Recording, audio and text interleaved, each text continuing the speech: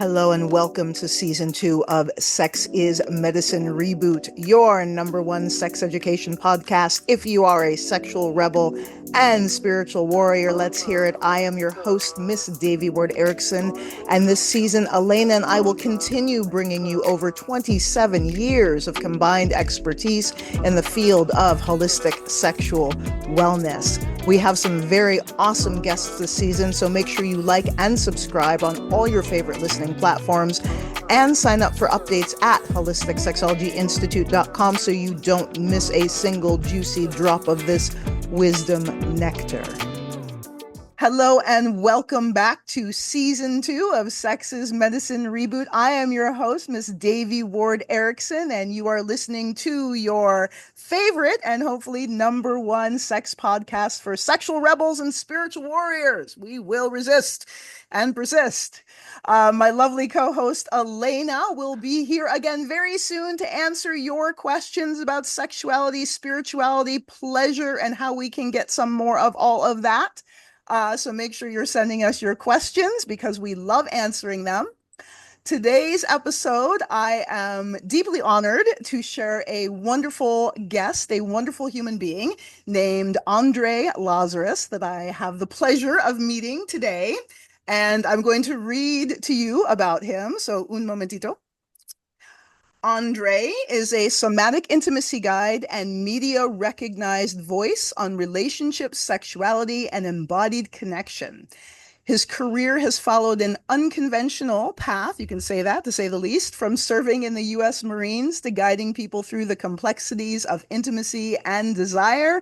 He is best known for his role on the UK television series Virgin Island, where you just did another episode. Can I let that cat out of the bag? We can go So, as far as that, but we can't say any more okay, because of NDA reasons. Yeah, we'll no more keep it hush ending. I hush can for edit now. that out if Yeah. I need to. Okay. If you want me to. So don't tell anybody. And he was on the UK series Virgin Island, and he appears as a professional surrogate partner, helping participants confront intimacy challenges alongside licensed therapists. So you can find him at coming/closer or coming-closer.com to read more about Andre. He's a remarkable human being. And today we are going to be talking about embodied intimacy and exploring intimacy as a somatic, relational, and healing practice, not performance or technique. And this is so important coming from a male-bodied being because there's so many of us, women and yoni owners in the industry talking about intimacy and embodiment and connection. So to have a male-bodied being speaking about this with such profound depth and humanity is very, very important. So thank you for being here, Andre. And where I want to dive in is you have to tell me the story of Marine to sex coach. Like, Okay. those dots for me, please. Your energy is infectious. I just want to say that before we begin. I was smiling the entire time for those who are either watching or listening as you were reading about me. Just beaming. So thank you for that introduction. Yeah, so the transition from the military to a sex coach, surrogate partner was definitely not an overnight experience. I transitioned out of the military. I was working in private security, basically being a bodyguard for CEOs and celebrities in LA and San Francisco. And I just realized that I was not really where I wanted to be. It might sound like a sexy job. For me, it was not. And I realized through all of the different like jobs that I had following the military that I just really enjoyed being able to connect with human beings. And as I was learning more about myself, living in San Francisco, learning more about my sexuality, getting to explore that in San Francisco, one of the best places in the world to do that. Mm-hmm. I was having these intimate sexual experiences with lovers, with partners, and they were having these really big, profound experiences, ones that were told to me as therapeutic, as very healing. And at the time, I didn't have the language for what that was. And after a few people told me that I should do this for a living, uh, I finally listened, and it took some time because, again, like nowhere in my thought process did I ever think I'd be where I am. But it was something that I leaned into, and fast forward 10 years, and here I am today. So that's the very quick version of Mm. military to where I am. Yeah, so it's been a 10-year, it sounds like, evolution of dedicated focus and practice and and cultivating the art of embodied intimacy. So embodied Yes. intimacy is a new concept, I think, for many, North Americans certainly, but it's a new kind of languaging that's moving into the field of sexology. So what is Mm. embodied intimacy? What does that mean? Hmm. I'm sure you'll find like many different definitions and people, providing their perspective. For me, embodied intimacy is really the ability to connect to oneself from a somatic like foundation. Mhm, And somatic meaning like in the body, mhm, where there are many, different type of therapeutic modalities, and all of them have merit and are important depending on the person. But rather than staying from like the shoulders up into more of the psychological aspect of therapeutic intervention, we're now talking about bringing in the body as well. So mhm, the brain body connection. And I think that's where it's unique when we're talking about the embodied intimate experience, because a lot of times, and I've been there before, we might be so in our head if we are experiencing something pleasurable or in a fear state, and we're not really connected to what's happening in our body. We disassociate, mhm, and we're losing so much information by doing so. So, mhm, what I do, and other practitioners like me, is help you get into your body as well so that you're feeling, mhm, not just mhm. thinking about what's going on. Hmm. So, in your experience, what have you noticed about folks who maybe struggle to quote unquote be in their bodies or connect with their bodies? Have you noticed kind of a pattern when that happens? I would say there are certain elements that feel like patterns, and every human being will be different and respond differently. One pattern might be a little bit of this kind of a glazed over look in the eye, um, unable to really vocalize a sensation that they're feeling. Oh, I'm feeling tired. I'm okay. I feel fine. And not having the ability to like make sense of, and even if I like maybe give them a prompt to say, Mm, do you have like a tingly sensation in your fingers? mm, Do you feel tight in your throat? Like for instance, right now I've been talking for a while today, so I feel tight in my throat. That's an actual feeling sensation that I'm having. A lot of people won't be able to communicate that. And then there are varying levels depending on, trauma, depending on upbringing, depending on, just how we're raised. mhm, So I definitely don't fault or blame anyone for not being able to have the intuition or the practice of being embodied, because mhm. at least for me, it wasn't something we were like taught about. Exactly. If anything, as men, we were taught to not feel. It's okay to be angry. That's about it. Yep. Any other feelings, stamp it down and get on with your day. Yes, exactly. And so I come from the belief that we as human beings are inherently connected to our body. And when we lose connection to our body and we lose the ability to discern and listen to the messages of Mhm. the body, it's because there's been an interruption, because there's been a rupture, because there's been a trauma. Yes. And sometimes that Yes. trauma is the conditioning that you're speaking of being conditioned, as a male-bodied being to not feel and Hmm. to armor instead of Yes. attune, to armor instead of attune. Yeah, Well said. Yes. yeah, Very much agree. yeah. And so this this inability or I don't want to say inability, I'll say the struggle with self-attuning. How do you see that this shows up in sexuality, especially for men, especially for male-bodied beings? Like as far as like the physical aspect or like the psychological aspect of how it shows up, because Both. they're, yeah, both. Both. Well, the psychological aspect, we're talking a little bit about that, which is, how we're raised. Definitely feeling less connected to our emotion, less connected to vulnerability, means that ultimately we're going to have generally, I'm generalizing, less connection to our embodiment, our intimate self. It might be, helpful when we're talking about being in the military or having to be like a leader and kind of stamp down emotion. But the flip side of the coin is then we're not really feeling connected to joy. We're not feeling connected to pleasure. These are things that we're kind of like robotic and in the actual action because we know this is what we're supposed to do, for instance, in like a sexual experience, but we're almost just doing a thing for someone else, not really for ourselves. Yeah. And then the physical part, kind of like piggybacking off of that, is not really understanding how to feel the sensation of joy, of intimate connection in our body beyond our pelvic floor, genital region.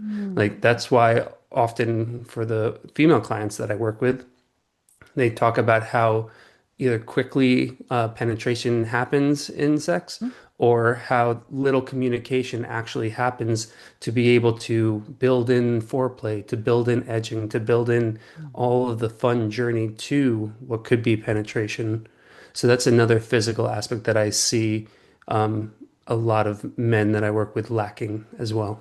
And so that makes sense why it seems like in conventional, sex education and conventional sexology, there's such an emphasis on performance, right? How you perform as a man, because what stood out for me as you were talking is like going through the motions, right? So not Hmm. actually making love, not actually like having this like connection, but just having this pelvic thrusting. And yeah, you can thrust and you can perform, but can you Yes. actually Yeah. connect, and can you receive, Hmm.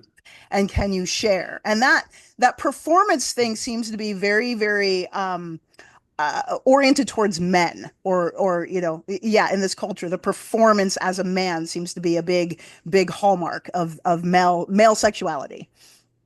I would agree, and I also want to say that it happens with all bodies as well. There is I would say definitely a more of a focus on men because in general, I would say women have more access to emotion, to their vulnerability, but there is also performance that happens from that side as well. And I think if anything, it's how do we, when we are in an experience, whoever we're with, um, really share what is our physical, energetic, embodied experience with someone else rather than I'm supposed to be giving something away. I'm supposed to just be doing something to you, hoping you're liking it, and then, we'll talk about it maybe afterwards to see how that was, rather than being able to really kind of speak a language with our bodies without even saying anything by slowing down, taking our time. And also being in a conversation. Like I think of sexuality and making love as a dialogue, as a conversation we're having. Sometimes with words. I'm a big fan of like using your words. People can't read minds, use your words, and using your body Yes. and your intuition. It's almost like tango dancing, or Hmm. sensual dancing, right? Partner dancing is where it's this dynamic flow, it's a dynamic exchange. And so in some of what you've written, you talk about how intimacy struggles are actually a nervous system issue or nervous system dysregulation. Could you talk a little bit more about that? Yeah, so I believe that when we feel like dysregulated, we're not actually going to be in our full experience. Like we might be, an example would be I'm having a sexual experience with someone, but I've had a really tough day, or I just got fired from my job, or my health isn't really great. I'm not going to actually be in that experience generally. I'll probably be somewhere else. So that dysregulation has me less connected to myself. And even if I might be physically touching someone, am I actually feeling that? Mhm. Am I, or is it kind of feeling like I'm kind of a shell? And I've been there before. I've had like tough Mhm. experiences and then been in a physical experience and wasn't really there. I was just kind of going through the motions. So when we feel like we're in a regulated state, that's when all these other things start switching on. Like the sensation we actually feel in our fingertips, on our skin, can be heightened. Um, the joy and the pleasure we're feeling in sexual connection or even orgasmic bliss will be heightened when we are, again, more connected to ourselves. And it also takes practice. Like this isn't something that just happens overnight. And you will make mistakes. I've made plenty of mistakes in these learnings. And I think where the performance aspect comes in that we've been talking about can be challenging is that, oh, if I don't get this perfect, or if I don't like rock this person's world, I'm not going to be loved. They're going to find someone else. And now we're more in our head, and that's where performance anxiety can come in, other issues. So that's where I kind of see dysregulation kind of making this more of a jumbled mess Mhm. and realizing it's okay if that happens Mhm. and not putting so much pressure on yourself to have to be perfect as we're talking about. Mhm. Yeah, and I love that noticing of the your inner state of being. So it seems like, connection happens here with ourselves before, authentic, true, like wholesome connection. I don't know if those are the right words, but anchored connection, I'll say, happens here, and then we share it with others. And if we're not connected here, then again, our ability to receive and perceive with another is muted or impaired because we don't have a stable foundation that we're working with. And so I love what you shared about, the work day and the this and the that and the, shitty email you get and the stressors, Hmm. because it's like, the reality, the way we're conditioned in this culture about sexuality, it's like we're playing a part. We're not able to bring our whole self to the experience. We're particularly in that performance model. It's like you got to show up and you got to be the man or you got to be the woman. You got to crank out 10 orgasms and squirt across the room, right? And it's about how you show up, not about your Yes. humanity. So I'm hearing Hmm. with embodied intimacy, it's a reclamation of our whole human selves to be Ooh. connected to and attuned to our whole being as a human and connecting with the totality of another human being, not just our sex parts.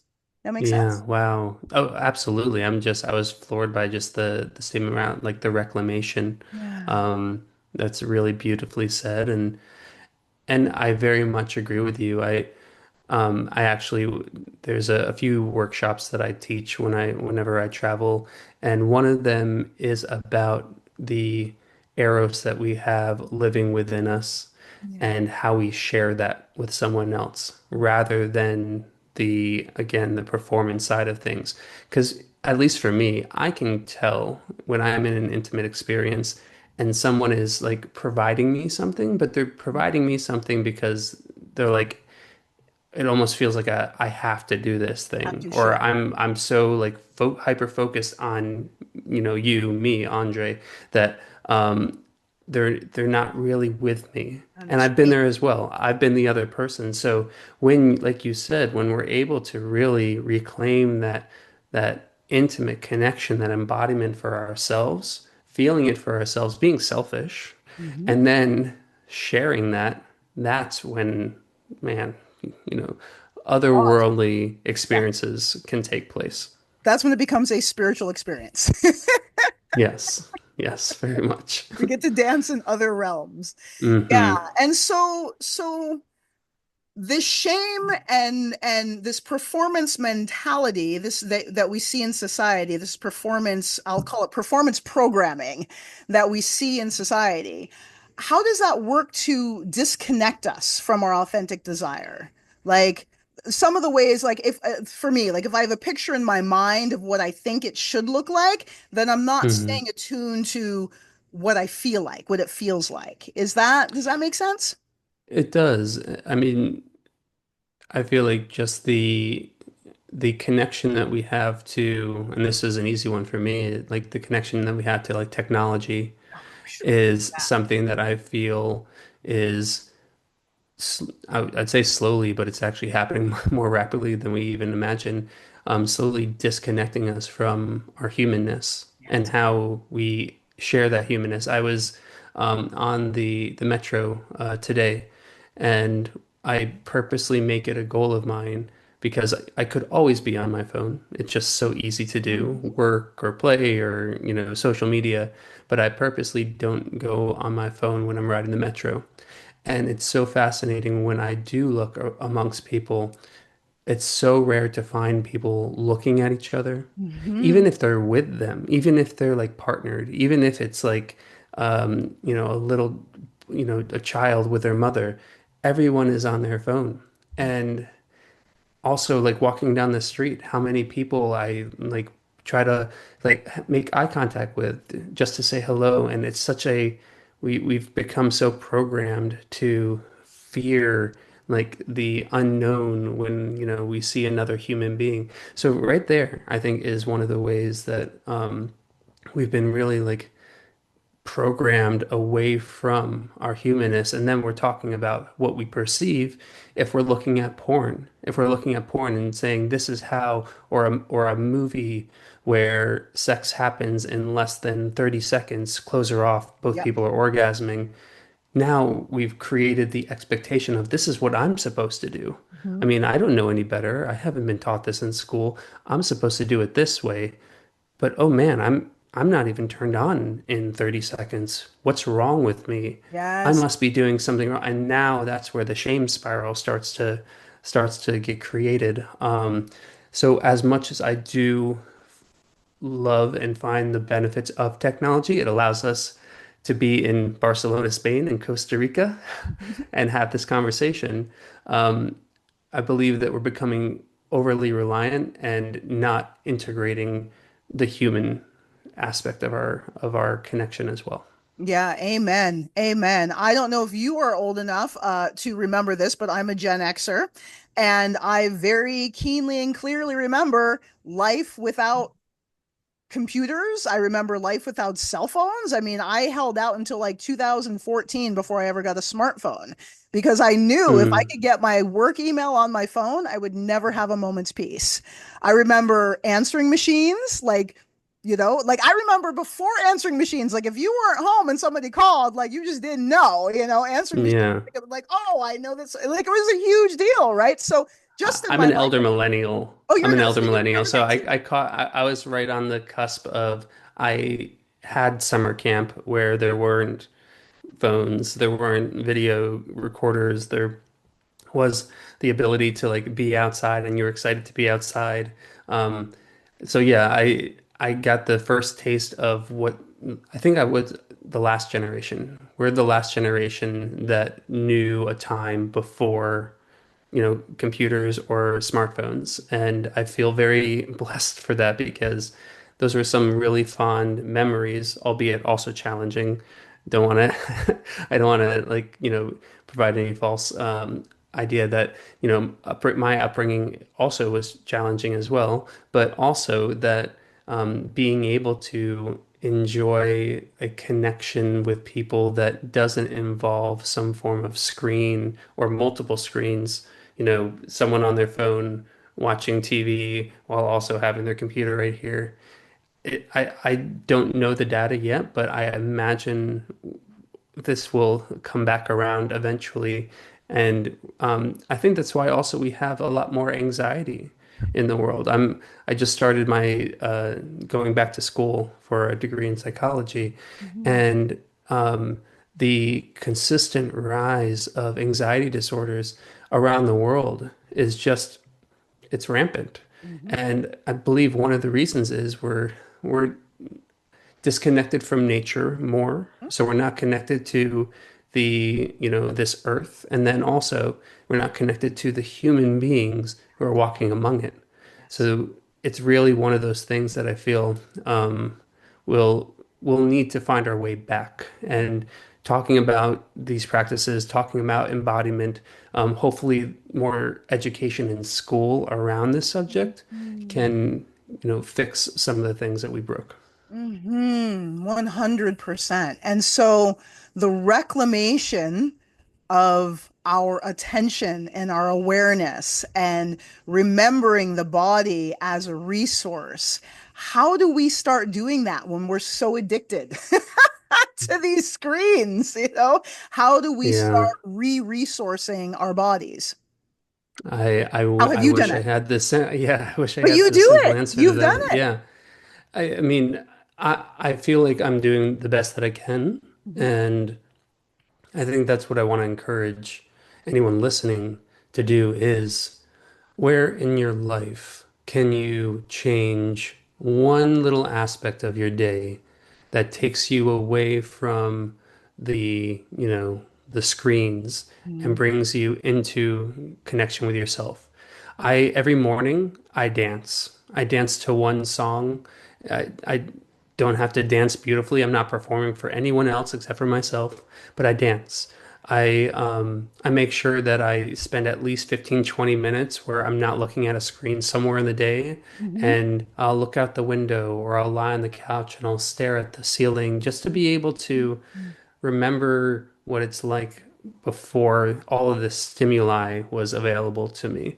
But Mhm. what can we all do? Just a little shift to come back Mhm. to our body. Um, and there's many ways to do that, but that's what I do. Yeah. I wonder what you do.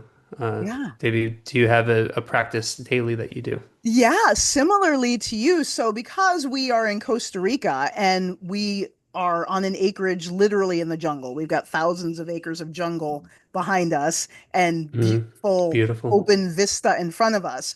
Very often, I am entranced. Mm, I've been noticing this because I've spent a decade, like you, building, building, building on a computer. And so I've been very mm, addicted to my computer. And so it has been an embodiment practice for me to shift my attention away from the screen to this other glorious screen around me. And the more that mm. I've done that, like the nature here in Costa Rica is overwhelming. Yes, I've And at been first it was before. scary. Yeah. But now that I've aligned with it or attuned to it, it's actually welcome. So it Mm. overwhelms the technology and the environment. There's more nature than there is technology. Good So for you for doing yeah, that. yeah. So it becomes more and more easy to shift my attention from my addiction to Hmm. the glory of God that surrounds me, so to speak. And Beautiful. yeah, and what you described, the pausing and connecting, right? And Mm. I truly feel I'm with you that technology, the way it is currently used, is robbing us of our humanity. It's interfering with our human expression. And so it is imperative that we find ways to reclaim that. And one of the primary ways is simply connecting with our body and our breath. And this is what you teach so beautifully. Mm. So, as a somatic embodiment coach, that's what us somatic people do. And Yes. so, in some of the things that you've shared with me for us to talk about, you shared wanting to discuss how touch can help restore connection. Could you share a little bit about how you use that in your work and how you've seen that work?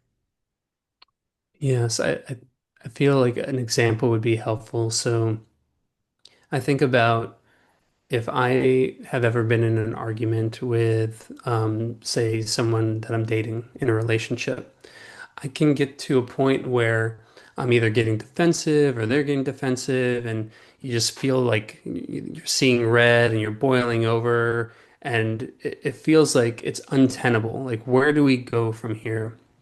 Something that I like to do and incorporate is a moment where we take a pause, and if that individual is open to pausing with me, and just holding each other, not saying anything, just holding each other in an embrace.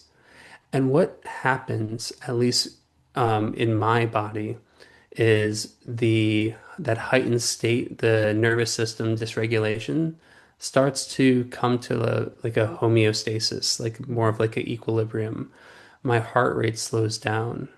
I actually start like matching their breathing, even though I'm not really Mhm. doing it, consciously. And even if we're still angry, what we were feeling in our body almost all the time is far less like at an activated, heightened state. And that's what I believe touch does.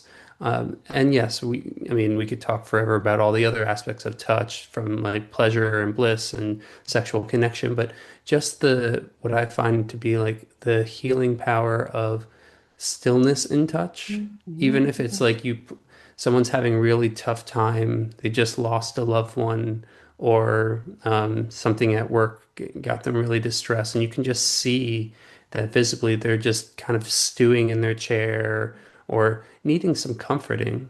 Mhm. Words can help, obviously, yes, but just laying a hand on someone's shoulder and just saying, it's okay to feel this way.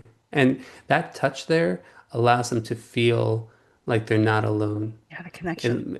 And I hopefully in my studies I get to go into the science of this all, Yeah. but I do believe that there is something otherworldly that we just can't explain that happens when two human beings or more human beings are in touch connection. Mhm. Last night I went to a workshop here in Barcelona, and we ended the workshop with maybe 16 to 18 people in this really beautiful cuddle puddle. Mhm. And everyone had their clothes on. There was nothing sexual or sensual about the experience. We were there just nurturing each other, laying on top of each other, breathing with one another. And I could have like just taken a nap and passed out right there. Mhm. There's something magical about touch.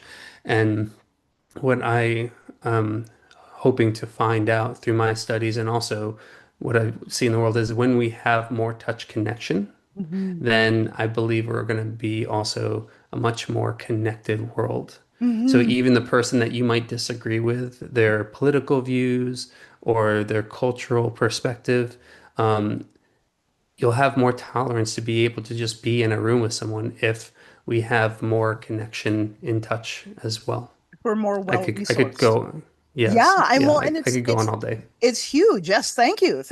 And so what I'm hearing is like non-sexual touch as a form of medicine, right? And yeah, and Yes. how in Western culture, again, particularly for men, touch, non-sexual touch is like you can punch each other or like smack each other, kind of on the back or shake Hmm. hands. But to be two, heterosexual leaning men and or oriented men and to hug and embrace and kiss each other on the cheek like some cultures do, like that's unfathomable in North Yes. American and in Western culture. So we have many people theorize that we are deprived of touch, we have a touch deprivation. I'm And one of those people, by the way. that believe, yeah, agreed, Yeah. agreed. And how you mentioned the word nurturing in this cuddle puddle, how nurturing touch is to us as human beings, and how Hmm. that nurturing actually repairs some of our brain, our neural pathways. It helps heal and repair trauma. Yes. Yeah. And I, you mentioned, in the context of like, say, two like heterosexual leaning men, um, w- even in that touch connection where maybe there's some resistance because somewhere along the way we were told that men don't do this. Mhm. Again, more in the Western world, I would say, uh, that even that can feel really healing and really supportive. Why we shake hands, why we hold each other's hands, why we hug when we meet. It's an invitation to like Connect. let someone in to share even in a moment of vulnerability. Mhm. And so what I'm hearing is that's embodied intimacy, right? So embodied intimacy isn't just about what happens in the bedroom and what happens in the sexual context. Embodied intimacy is being able to connect with the body, with the self, and being able to share in that connection with others. Yeah, with others and with yourself. Like Yeah.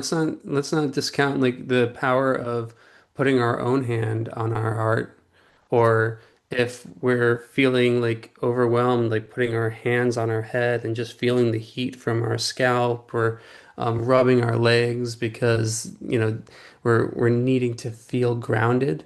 One of the things that I will teach someone if they're having trouble being in their body or staying grounded is breathing, yes, but also touching yourself, like giving yourself a hug, squeezing your fists, like feeling that you have a body. It's so important. And so it's Mhm. goes beyond just what we share with someone else, but again, back to the self. Mhm.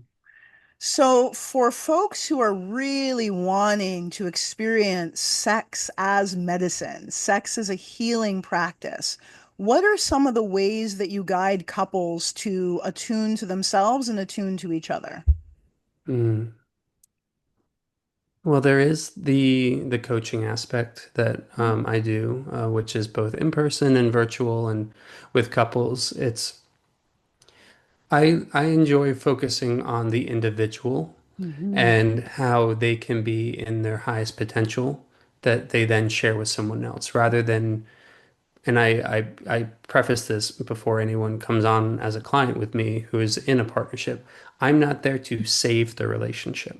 Mhm. I'm there to help you find yourself in the way that you are maybe feeling lost or disconnected that you can then share with someone else. So that's from the coaching aspect. And then as surrogate partner therapy, as we've Mm. briefly mentioned, that's where I can work with a client to actually go into physical intimate spaces and help them to work through certain psychological challenges around sex or the physical challenges that they might be experiencing. And with the licensed therapist as the other individual helping out in that modality, people can reclaim, maybe uh, lost confidence or safety that they've had in their body because of childhood or recent, assault or sexual trauma. So that's another way that people can approach this. You can actually have physical experiences that can help with the challenges that you're having. Again, talk therapy is, extremely beneficial for many individuals, and there are some aspects of things that we have gone through in our lives that talking about it just might not be enough, that we need to go a little bit further into the somatic space. So there's so many different ways to approach your healing. I liken this, one of my examples I give people is if you go to a gym, if you go to like a fitness center, there's so many ways that you can work out your body. You have the machines, you have dumbbells, you have barbells, and they all work the body, but they work it in a different way. So, if you feel like you're struggling and you've tried all what you imagine, all the things, I promise you there are other things that are out there as far as resources. So, don't give up hope. There's plenty of help out there. Hmm. So I love the medicine of using your body to support somebody else's healing. So as a surrogate, you are engaging with physical sexual intimacy with the intent to that your touch and your presence and your body is medicine for them. That's Yes. beautiful. Yes, and I feel very fortunate to do the work that I do because really I'm there as a guide, and the clients themselves, the ones coming to me, have to have so much courage to share in such a vulnerable way, to dive into some really hard subject matter, to maybe go into what might feel like the impossible. So, really, it's their journey and their like rite of passage that is being healed, and they're the one taking the reins. And I just happen to be fortunate enough to like help out in that endeavor. To like facilitate. Yes, Yeah, yeah, yes. yeah. So, in your work, do you find that some of these blocks to intimacy show up in men with like premature as, or show up in men as premature ejaculation or erectile dysfunction? And how do you address that from an embodiment perspective, if you're open to sharing? Yeah, the short answer, yes. Yes. Yes, those are some of the, I would say some of the main components when I work with men. And generally where I start is figuring out what has been their journey up to this point. Hmm. Because tomorrow hasn't happened yet. The future, isn't here. Everything that is happening today has the ability to shift and find new pathways to growth. So I first want to learn kind of what took them to where they are today, what their affliction is, and also what they have been like physically doing in their life to have them in this place where they're either feeling stuck or feeling insecure or feeling like a, supposed failure. Um, and then rewriting like the patterns, Mhm. like unlearning what has been learned up to this point, learning something new to take them forward. Mhm. So if, for example, premature ejaculation, uh, oftentimes how men self-pleasure, masturbate is really fast. It's generally using some form of like stimuli like porn.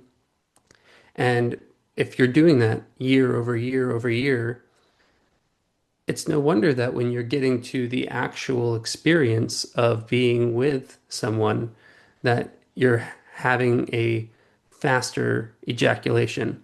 And I like to rephrase, and I've had help in reterming this as rapid ejaculation rather than Mhm. premature, because then we're giving the idea that you're supposed to ejaculate at a certain time, and if you're doing it not by this time, then it's happening prematurely, Mhm. rather than saying, it's happening faster than maybe I would like or my partner would like. I love that. And with that, when we practice slowing down, when we practice how we're actually physically pleasuring ourselves, when we change, one or two components, it's pretty miraculous how quickly people can shift their perspective on whether or not they're able to overcome this challenge. Because most of them do. I've yet to work with a man that did not have success in being able to, as long as they were, listening to some of the guidance. Sometimes you can show someone the door, but they have to decide to walk through it. Mhm. But a drastic shift in those things. So that's just one example. That's beautiful. So that speaks to neuroplasticity, right? And so Yes. doing the same, and I love you described that so beautifully. It's like if you're practicing to porn, if you're practicing coming quickly, that's your practice. So then when you get in the game, that's where your practice shows up. So whatever you're practicing Exactly. off the court is what's going to show up on the court, right? And Yes. Yes. so by again, focusing on embodied intimacy with yourself, you can rewire your neural pathways to Hmm. have choice over Yes. when and how much you want to ejaculate Yeah. in some cases. That's what we teach. Yeah. How much? How And often? and there's no, and it doesn't matter if you're 20 years old or if you're 60 years old, like there isn't a too late. And that's another thing I've heard, when people start seeing improvement, like, oh, they maybe get down on themselves, like, oh, I wish I would have known this, years ago, and I would have had all these different experiences. I understand the feeling, and also you're here now, you're changing your stars, and you get to, you know, set a new course. So it's never too late. No, and what did Maya Angelou say? When we know better, we do better, right? And so Mm, it's not our fault that we were not educated about this. I feel we should have been. I feel this is our birthright to know. And so here is the emergence now of this Yes. information. And now we have it, so we can do better. So thank you so much, Andre Lazarus. It has been wonderful, wonderful to speak with you today. It's been truly a Thank gift. you, Davey. How I can really our enjoyed people? it. Thank you. I'm sorry to interrupt you, but how can people find out more about you? Where can they find you? Yeah, as you mentioned, coming-closer.com is my website. That's generally where people can find me and find the different offerings that I have in my work. Uh, while I'm on Instagram, I'm not on there that often, but I'm coming closer with Andre on Instagram. And then if you have access to Channel 4 in the UK, you can find me on Virgin Island. And we'll new season coming out later this year, and I'm excited to see what happens. Very exciting, and congratulations on your Thank you. success. And thank you again. And yeah, we'll keep all for all you listening. We'll put all his links down under this episode so you can reach out and connect and experience some of this somatic embodied intimacy for yourselves. So make sure that you like and subscribe, do all the things, and we will see you next week for another episode of Sex is Medicine Reboot. You've been listening to Sex is Medicine, your #1 resource for holistic sex education. Make sure you like and subscribe to Sex is Medicine on all your listening platforms and follow us on Instagram, YouTube, and TikTok, where you can get your daily dose of Sex is Medicine videos and episode recaps. Also, make sure you register for your weekly dose of Sex is Medicine at holisticsexualtyinstitute.com and send us your questions, please, at questions@holisticsexualtyinstitute.com. Thank you so much for listening to Sex is Medicine.